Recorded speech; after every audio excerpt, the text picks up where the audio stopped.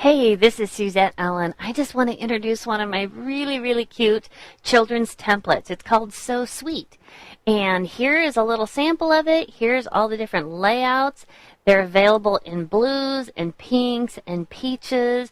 I just want to show you how easy it is to populate them. Let's just go to this one. Okay, here is an 8 by 10, and here is a 10 by 10. There's lots of the 10 by 10s for folios and albums. And then this one is a 5 by 5 baby announcement. And all you do is you populate the pictures and change the names, and they're good to go. Let me show you how easy it is to customize these.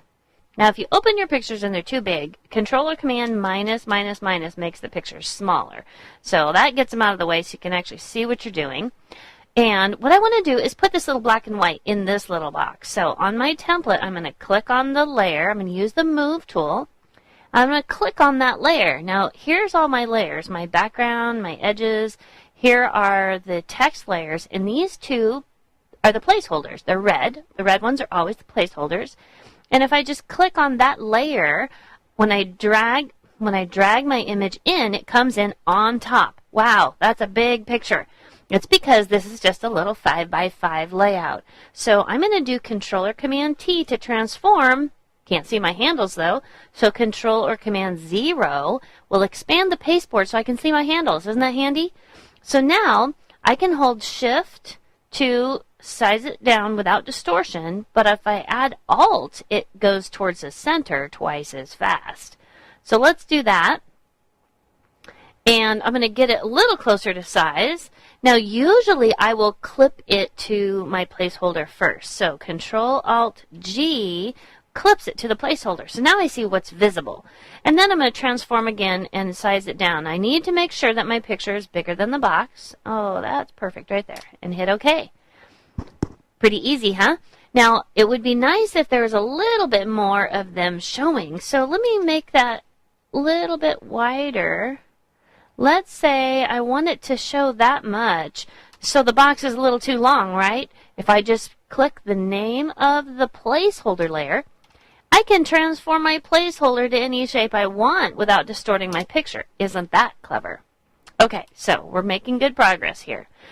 Next, we're going to add this picture to the large image, but I'm not going to be paying attention here. What I'm going to do is I'm just going to drag it in. I've drug it in, but look, it's not where I want it. When I clip it, Control Alt G, it goes into the wrong box, right? So undo it, Control Alt G, or Command Option G. Here's what you need to do. Over here in the layer palette, see how it's on top of all these? It needs to be on top of the placeholder, which is clip 1.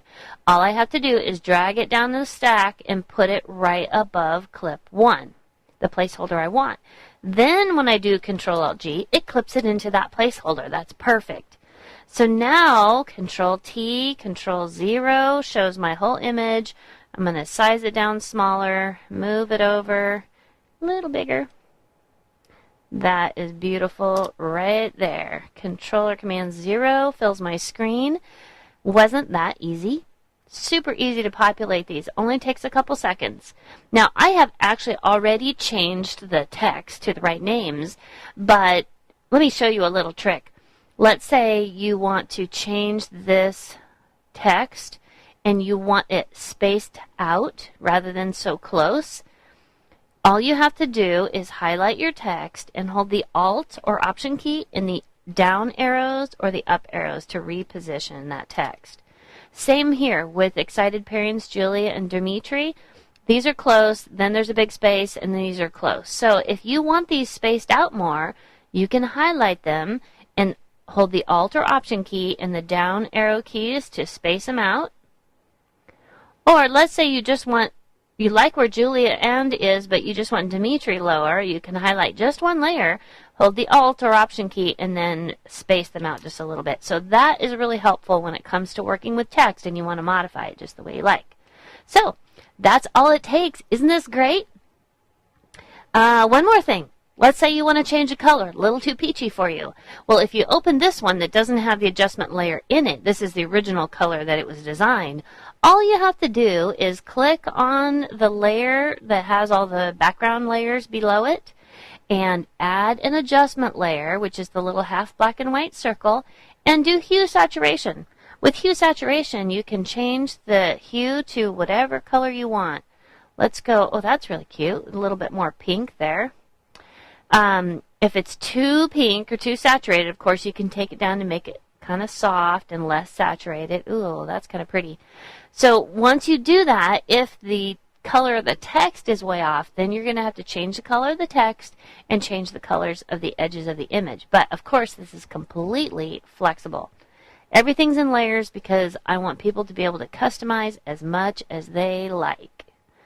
So let's make this a little bit peachier so it goes with the text. There we go. Pretty easy. Thanks a bunch for watching. Stay tuned to shopsuzette.com where we have new products all the time.